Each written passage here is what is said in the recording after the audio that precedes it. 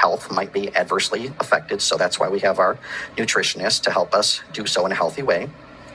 The purpose is not self-punishment. Instead, it is a spiritual opportunity. When eating a meatless meal, for example, you might want to reflect and pay attention to the food and think about those who go hungry every day, or those who labor in agriculture and the food service industry with low wages and without health insurance. You might take time to learn more about the plight of family farms and the conditions which farm workers live through.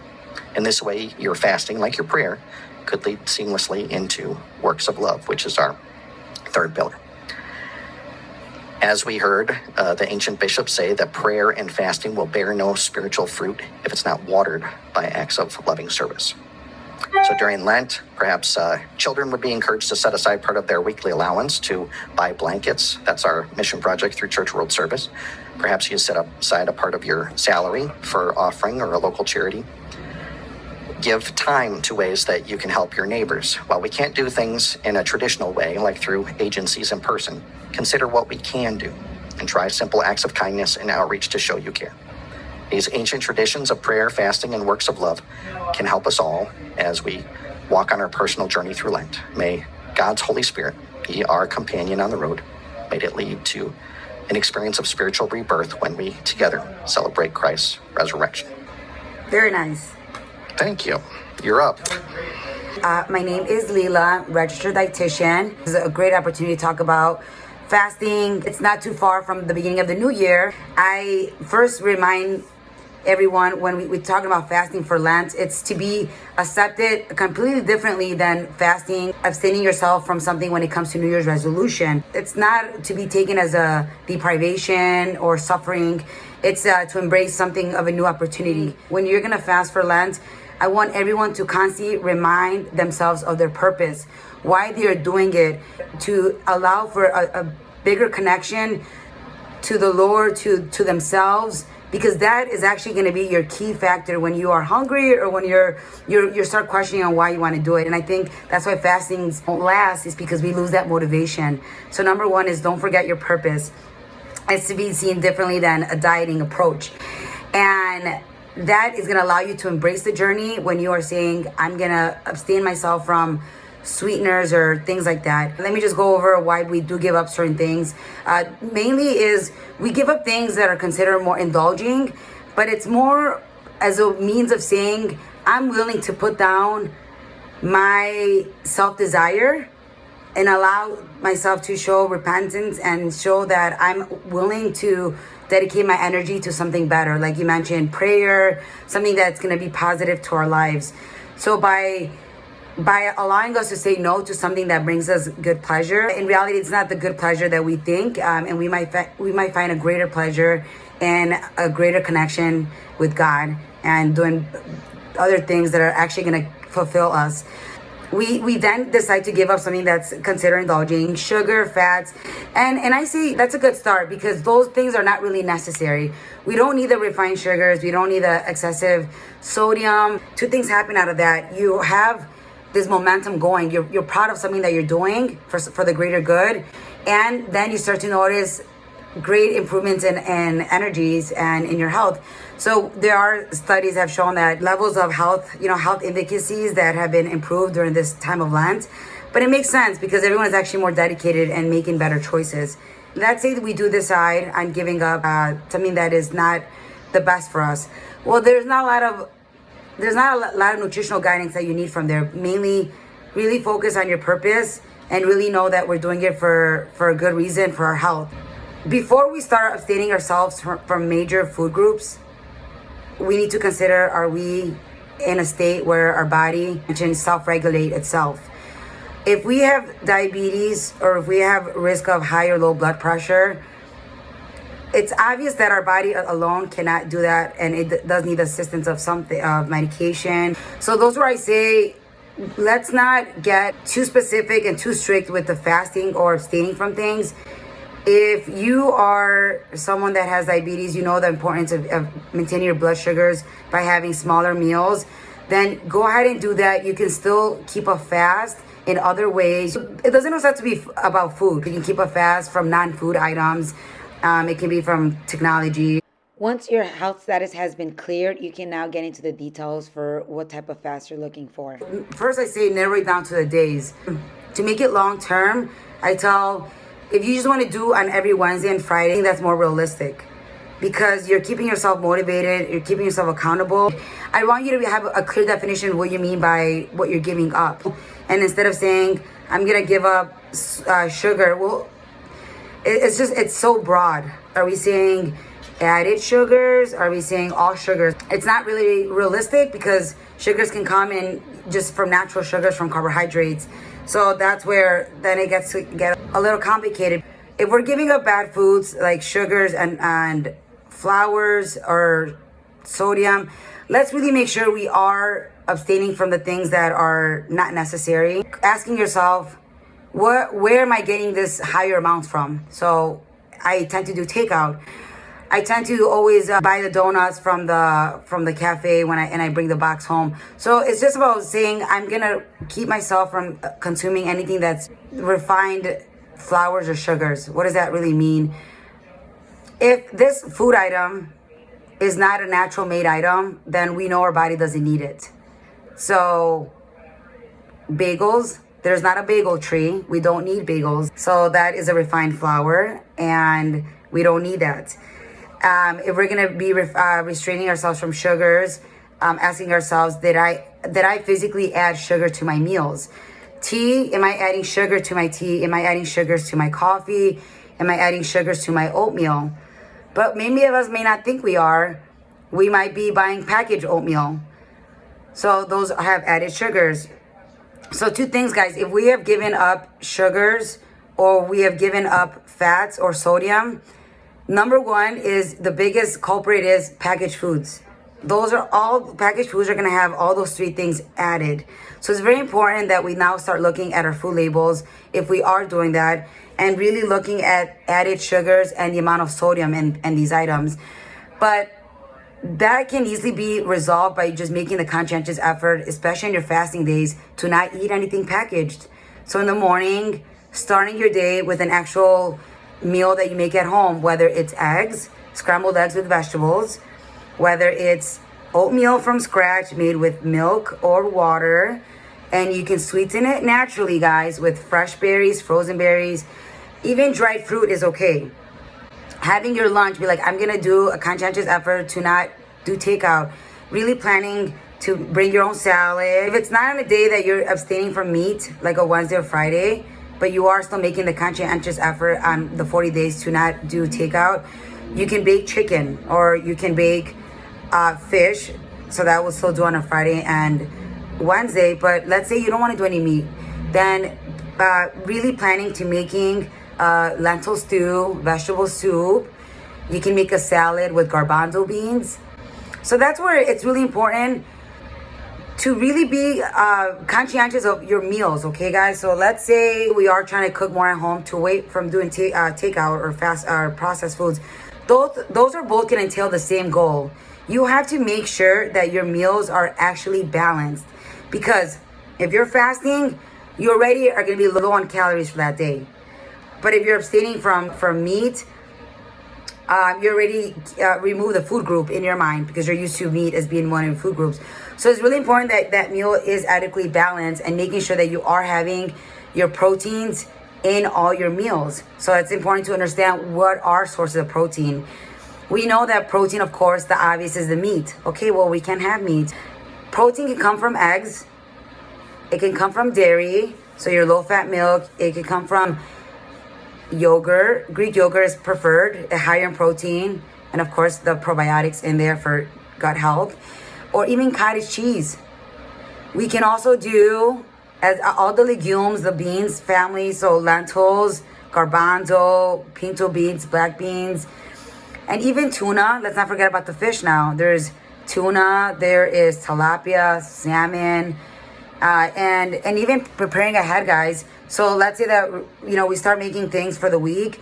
You guys can make some salmon patties to get started. You can do breaded Parmesan tilapia. So there's other things that we can do. And some individuals will still eat meat after their fast, but some may not.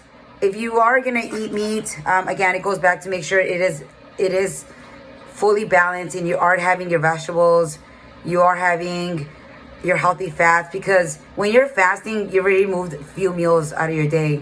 And if you don't want to feel tired at the end of the day, you do got to make sure you are eating enough carbohydrates and enough protein and enough healthy fats to fuel your body in that little meal that you can have that day. So it's not a reason to say I fasted, let's order in pizza, because right now you know that pizza, it's poor nutritional value in the crust. You're hitting double whammy. You know, the crust is refined flours, the sauce is high sodium. Anything that we do takeout or in a packaged food, guys, is gonna have added salt and added fat. So we're not doing ourselves any help by doing that. So I think both goals, whether abstaining or fasting, are gonna really require us in these 40 days to be more on top of the way we are preparing our meals and making sure that we are actually preparing it. But I always say it's another blessing, because this is a chance to have a reason to actually get creative in the kitchen. I think New Year's, we were like, okay, we want to eat more, cook more at home, or not eat out as much, but it kind of probably didn't happen, or as easy as we thought. So now that we have that bigger purpose, which is to allow for new energy, it allows us to say, I'm going to do something good. I'm going to give myself the gift of a higher nutrient food intakes to nourish my body, this temple that I have. And guys, we're gonna do this as a family. We're gonna start cooking, making our breakfast at home, as we mentioned. And let's make every Sunday night and every Wednesday our prepare ahead day. So we're gonna batch make some rice, we're gonna make some beans and roasted vegetables and have them all ready, so we can just get home and add our different forms of protein. So it's about doing this together as a family, and make sure that you are having lean sources of protein. Unfortunately, the fattier sources of protein are found in all meat products. So we already have that advantage. Really sticking to eggs or egg whites for scrambles, the beans and lentils, pushing those in. It's a chance to do like a whole food-based food intake. So it's how we start our day. What are we gonna have for breakfast? And let's do oatmeal, let's do scrambled eggs. We can do a shake. Shakes are very easy to do. You can make a shake with protein powder if we have. Most of the time they have the directions on how to do that. But you can make a shake at home. Your milk of choice, it can be cow's milk or soy milk. And because I say those two only because those two actually have protein in them. When you get into almond milk, unfortunately, there is no protein in almond milk. So I say if you're going to make a shake with that, either add protein powder or have 2 hard-boiled eggs on the side. But you can make a shake with your milk of choice, 8 ounces of milk.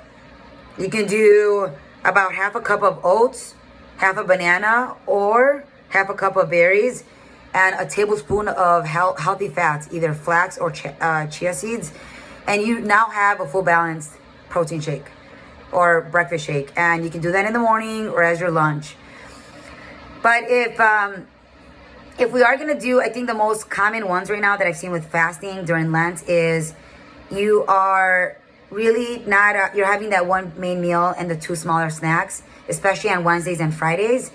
And that's where I say make sure that meal, the easiest thing is like soups, because you throw in so much in there. You can throw in lentils, you can throw in quinoa, garbanzos, and a bunch of frozen vegetables or canned. And that's your protein and everything in there. If you want more protein, add hard-boiled eggs in there as well. But that's where I said all your meals should contain a well-balanced carbohydrates for energy and protein for satiety, and just making sure that we are getting the protein at the end of the day. It's what's going to keep us feeling full. Does that make sense? Awesome. I know we had some questions. Diane, you said you had some questions or concerns about how to do things safely? Well, I'm allergic to chia and flax seeds, so I could never do that. But I never knew that almond milk had no protein in it either. They're more of a healthier fat in terms of the macronutrients. They're not a protein source. There is going to have minimal amounts of protein in there, but when we're thinking about compared to the volume and content to soy milk or cow's milk, it's gonna not have that. I think it's about 1 gram of protein per 8 ounces. But almonds are amazing, especially raw, unroasted, unsalted. Raw almonds and walnuts, great healthy fat and snack during the day to curb your appetite. Definitely there's a place for them, but specifically because I'm talking about making a shake, and if you're not having any protein powder in there, you do want some protein in there. Is coconut okay? Coconut is the same as almond milk. They're both a source of non-dairy that are great to keep you feeling that you are having your favorite foods. Like, they're great for cereals, or if you're having oatmeal with it. It's nothing wrong with using it, but just making sure that in that meal or in that snack after to have enough protein. So whether it's yogurt as a snack or having a scrambled or hard-boiled egg next to that, that's fine. You know, it doesn't have to be within that actual shake. Okay. And you mentioned the flax or chia seeds. That's fine. If you are using almond milk, there's enough fat in there to account for the flax seeds. So you're having your healthy fat in that shake. Okay. So you don't need it. Layla, I have a question for you. There's a lot of, I think, proteins and like shakes and milk substitutes have been kind of just at our faces everywhere we go. And sometimes it does, right? Like 16 grams or 32 grams of protein. You get cashew milk, almond milk. Are they then using like protein powder or some type of protein that in them? Okay, interesting. Yes. So when you read the almond milk, 4 times the protein, if you read the full label, they've added whey concentrate, which is not the best form of protein. It's cheaper. And I just say, if we are someone already that doesn't do a lot of dairy or meat, then I think at some point in our day we've crossed the mind to just buy protein powder. So most people already have protein powder, and then just using that protein powder on their own. Yeah, but just to show you, protein, guys. This is a brand, but it doesn't have to be this one. When you're looking at the full label, most protein powder, the best way to see this is, you guys know meat is protein, right? But meat does not have carbs, and meat is gluten-free. So you'll get all these protein powders that are like gluten-free, low carb. It naturally is gluten-free, low carb. So when you see the carbohydrates, it should have less than 5 if it's just protein powder. If it starts to have more protein, more carbs, then you got to read the full label and then start to see maybe they added other forms. Appropriate forms of carbs that they've added are like Orgain. They have 11 grams of carbs, and I'm like, wow, that must not be natural. But then when I look at their ingredients, their carbs are from, I think it's like organic agave, like cellulose. And it's basically just, they've pulverized like garbanzos. So I'm like, okay, so it's kind of clean forms of carbs. And this would be more of a meal replacement because there's carbs in it. But most protein powder should have very minimal carbs in it, because you should see it as a piece of as a meat portion. There's not carbs, and you're adding your own carbs. So if you're making a shake with just protein, I'm adding my carbs with the fruit and the oats. But if my protein powder does have carbs in it, then all I will need to do is just add water or almond milk. And I don't need to add my own. It gets very complicated, and that's why I say nutrition is so individualized. It's where you're at and what you're looking for. Our bodies were designed to move at its maximum. So we're starting to feel tired. We know from fasting and from Lent, our body can survive with just water. And just making sure you're hydrating adequately, you can survive without water for 24 hours. I mean, with water only for 24 hours. So if you start to notice you're getting tired, definitely hydrate throughout the day. Hydrate. But if you're still eating, you need to consider, why am I tired if I'm eating? And really look at your food and be like, I realized I had a sandwich. It was a tuna sandwich, but actually that tuna was just covered in mayo and it was all on white bread. Like, that really was not nourishing. Or if I bought a soup, it was cream of broccoli, but it's all heavy cream and a lot of salt. So that thing just weighs our bodies down a lot. When you are making sure you're eating, especially during fasting, that you're eating less, really find that as an opportunity to build everything with purpose. If we start a day with purpose, why not eat with purpose? And making sure that everything in your breakfast and your lunch and dinner is all real food. I don't mean real food like it has to be the fish raw. This is real food. Even though it's canned, it's still, you can still see the flesh of the tuna. Every day we're getting bombarded with things. Almond milk is not good for the soil or the earth anymore, so it's not, you know, mercury in tuna. I will say there's a time and place for everything. With tuna, of course, if you're, you know, the children are pregnant, we got to be careful with mercury. But I tell my patients or anyone, if this is your best bet over doing Burger King or buying your Starbucks breakfast sandwich, I'd rather you have this. We can spend all day, be here till 2022, talking about there's a bad in everything. But you have to think, if it's gonna help you better off in your day, then do it. For me, I don't always do this because I think you get your protein from real food. Egg whites, beans, lentils, yogurt. Most mornings, guys, I don't have time. I have this in my car and I will put that in my shaker with water and a banana, and I have helped myself. Because if I didn't do that, I would be forced to now stop and get something somewhere that would only weigh me down the rest of the day. So everyone has to just consider what is going to help them. You know, even like healthy snacks, edamame is really good too. High protein, better than chips, guys. So if we are really trying to get away from chips or crunchy things, there's so many other options. Just because you have a need for sweets or a need for crunchy things, nothing wrong with that, but find a better substitution.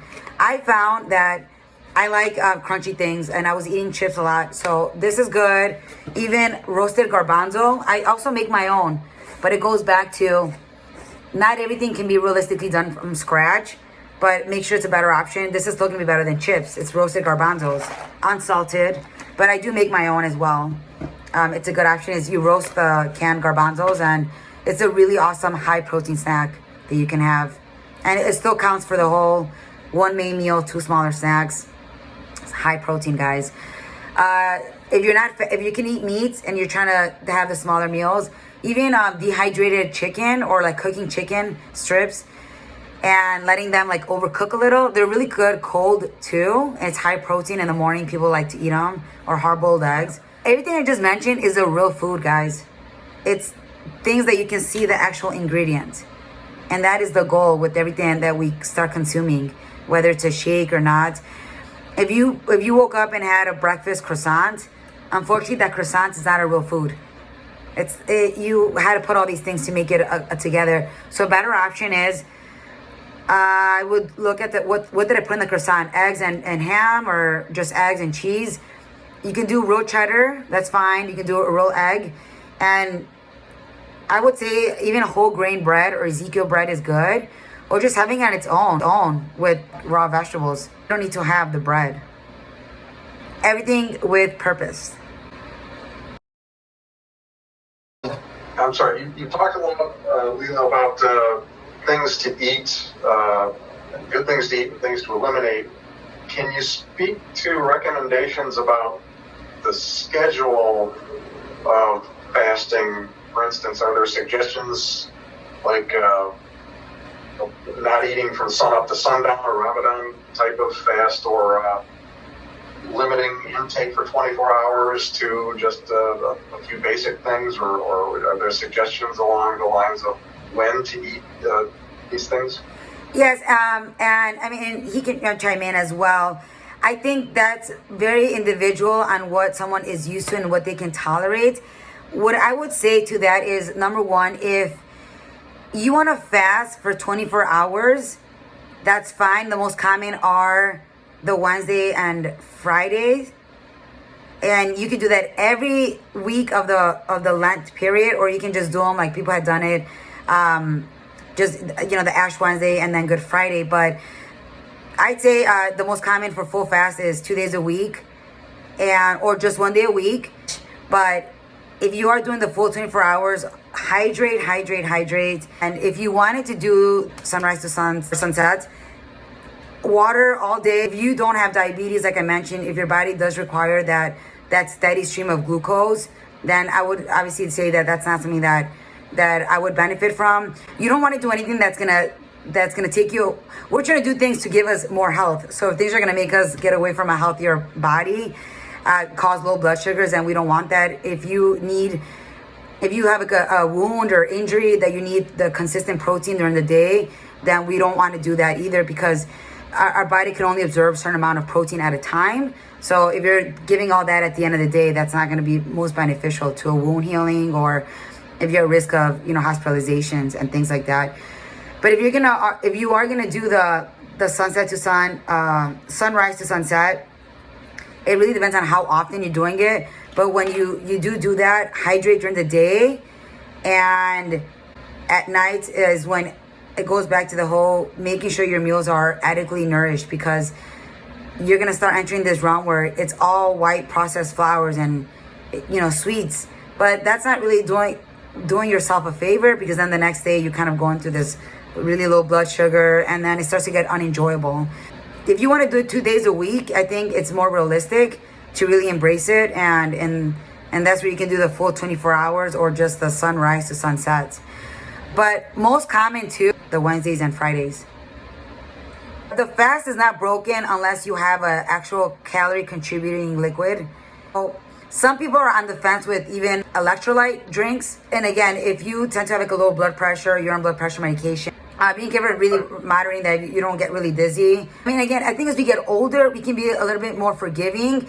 If you want to do some chicken broth or vegetable broth during the day, and some like an electrolyte drink, then it's something that's more realistic, just to at least ease into it. And then if you notice that you can do the full just water from sunrise to sunset, a good thing is you really carry a gallon and make sure that you finish that gallon during that fasting period.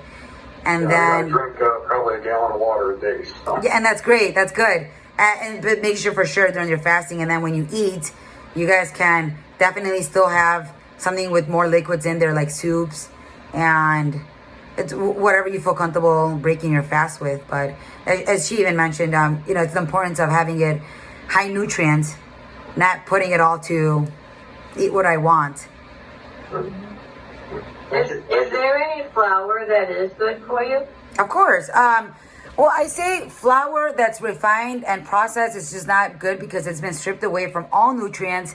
So to me, it really is an empty calorie. If you're making something from scratch, I would say you have the control to do, depending on what you're making.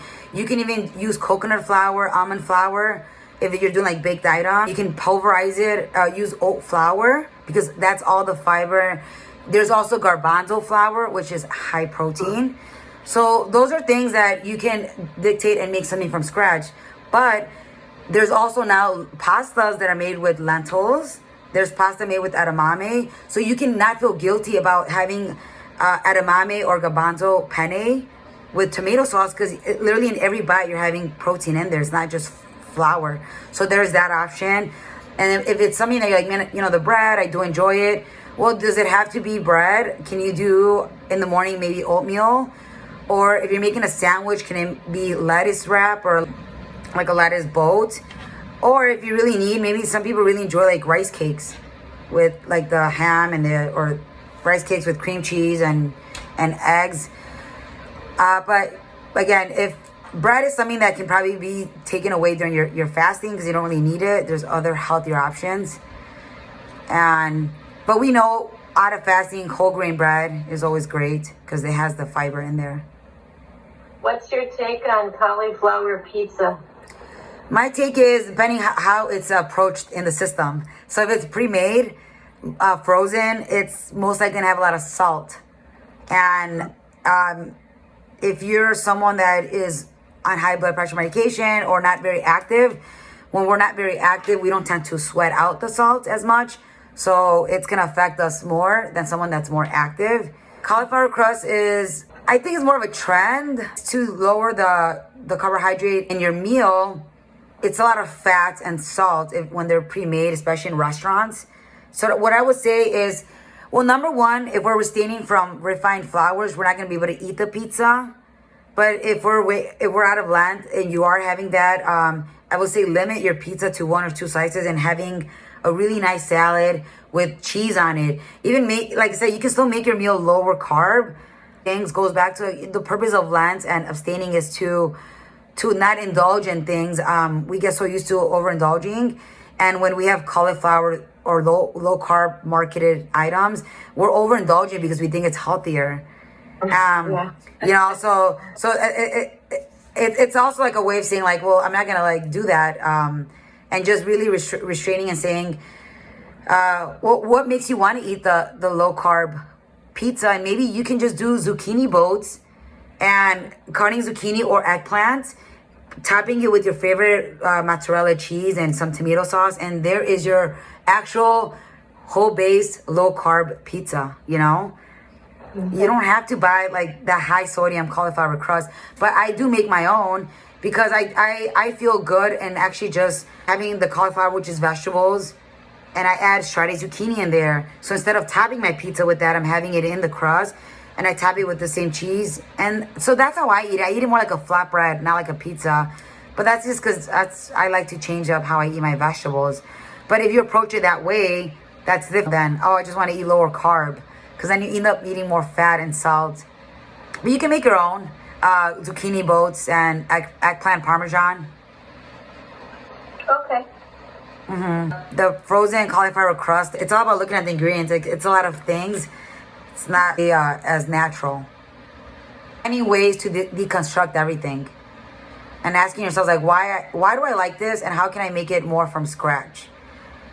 You know, pancakes. If you're really a big fan of pancakes or waffles, you can make your own from using coconut flour and oat flour in the mornings and adding your eggs and milk. Well, Diane just wanted to make sure everybody else had a chance to ask questions if they wanted to. So. Rachel, Doris, questions? My son had his wisdom teeth pulled, and I went and bought a whole variety of mac and cheese to make the next couple days, and I grabbed I don't know if it was cauliflower or broccoli, you know, just because it looked healthy, but I think it actually had more calories, and it certainly didn't taste as good.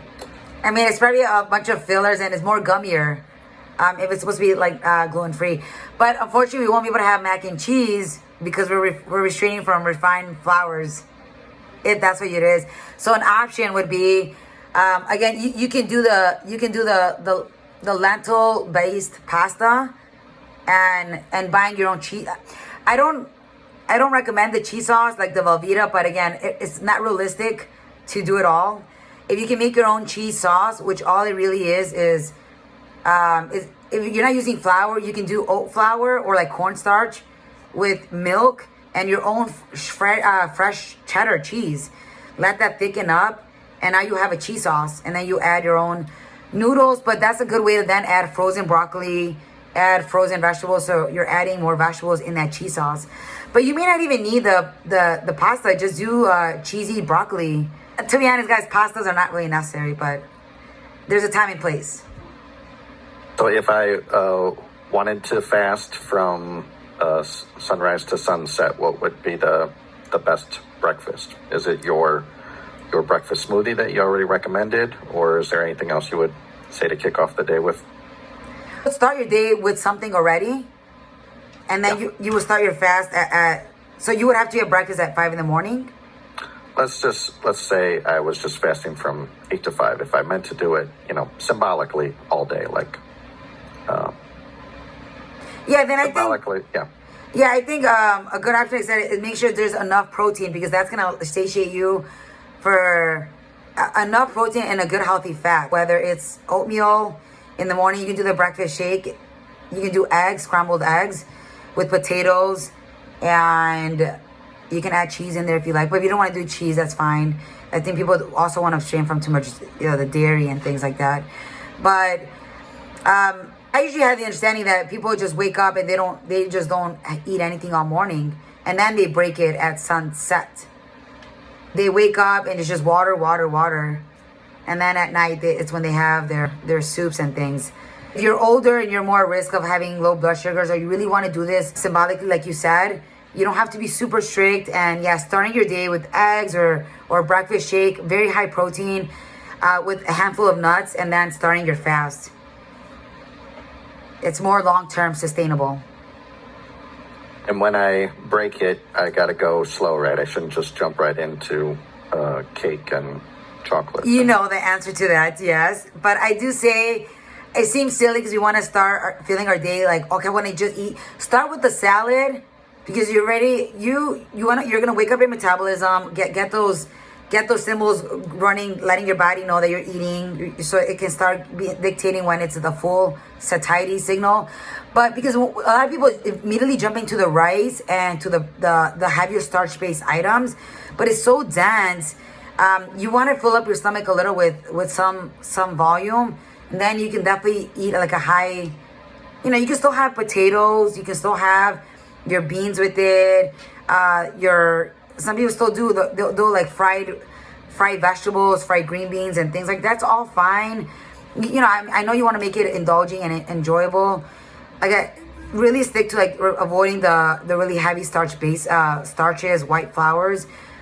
But start with like a salad or the vegetable side, and then go into the potatoes and the lentils, the rice, things like that. So Keith, when you skip lunch, are you good with dinner, or then after dinner you need a snack before bed? Do you fill in your extra meal there? Yeah, I actually do have a little snack with because I take a bunch of pills at night too, so I have something with that. That's my excuse anyway. But yeah. So when do you normally fast? Just skipping lunch, really. Just oatmeal, limited breakfast of oatmeal or cream of wheat and a banana, and then nothing until dinner. Okay. So often pretty late. So in fact, we're waiting to eat now. So. And this is only during Lent. No, this is pretty much all the time. Okay. This is every day. Outside of the spiritual reason, especially as we get older and our metabolism slows down, and it slows down because we do lose muscle mass, and our muscle mass is what keeps our metabolism high. So as that starts to slow down, our body's not as strong at really digesting the food. So you're just more at risk of like having heartburn, especially with the medication. So if you're able to have dinner a little earlier, or start your fast a little earlier, or maybe shortening it, then I think the mind will have more clarity if you end your fast earlier. That's where I've seen the most benefits of actual fasting, whether it's intermittent fasting or not, is trying to avoid eating and digesting during the periods where your body is recovering, which is during sleep time. And so like, if you're eating late, that interferes with that. You're not really recovering fully. So if you can just maybe end your fast earlier. Well, I don't typically go more than 8 hours between the two meals, so my schedule's later all the way around. Yeah. So I'm not up at sunrise. No, Yeah. he does not have a normal schedule at all. Definitely not.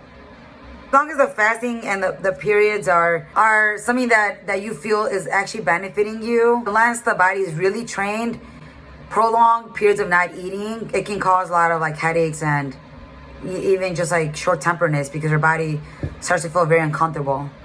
Yeah. So whether like even a handful of nuts at 4. I call that hangry. Yeah. Hungry and you get angry. Uh-huh. But you do get those hungry headaches, and then it makes you hangry. Yeah.